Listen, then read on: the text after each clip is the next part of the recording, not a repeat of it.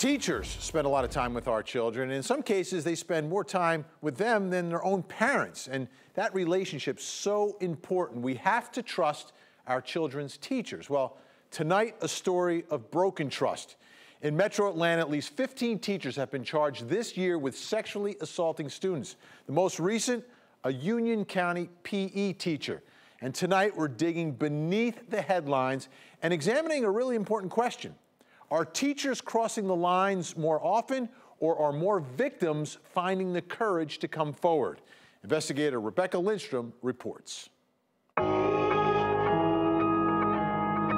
It was my freshman year. Christopher Gaba was only 15 years old when he says a teacher forced him to perform oral sex.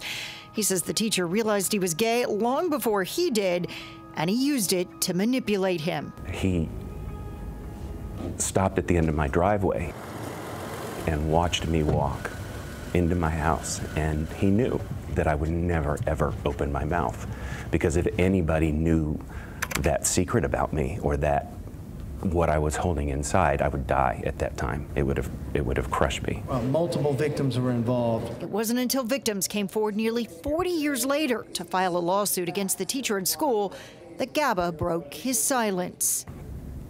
I never spoke about it with my parents, but I had to tell my 79-year-old mother what had happened to me. Sorry. The pain is still real, and according to the U.S. Department of Education, that pain is shared right now by 3.5 million kids targeted by an abuser. I was a weak, insecure kid, and here was a teacher, an adult, that paid attention to me, that made me feel important. While no one tracks arrests or convictions, in the past 5 years, the number of teachers investigated by the state for accusations of sexual misconduct has increased nearly 30%. Many have gone to prison, from a teacher who had sex with a 14-year-old in his classroom to a teacher that lured a female student to his house so they could have sex while his wife was away. The impacts are so incredibly harmful. Dr. Kevin Baldwin is the director of forensic services at the Highland Institute, and he says from poor grades at school to suicide, the impacts are documented and real. Just listen to this letter written by a student after her teacher is sentenced with sexual assault. She says it started with compliments and quickly turned to daily text message conversations, even with the warning that she could get kicked out of school and he could lose his job.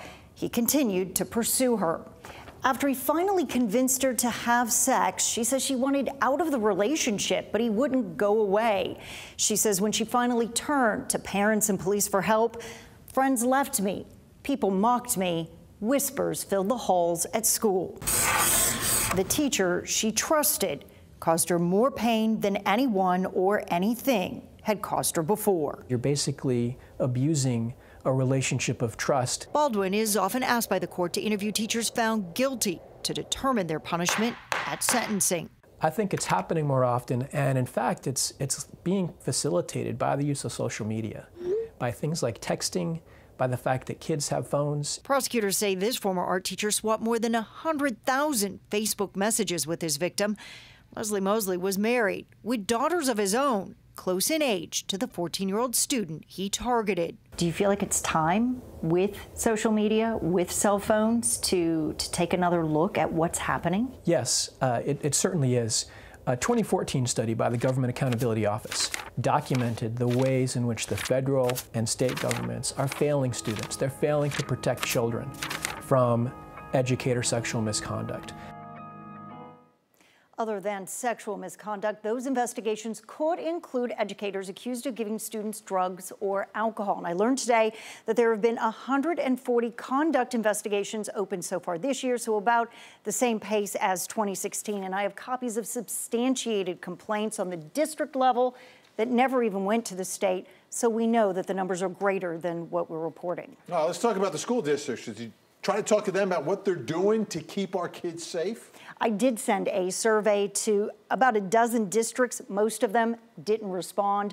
DeKalb, Fulton, Gwinnett, and APS did point me to some of their online policies, but I've heard more from parents who feel schools aren't doing enough. And if you're one of those families, We want to continue the conversation. Send me an email, give me a call. Tell me what you think is missing.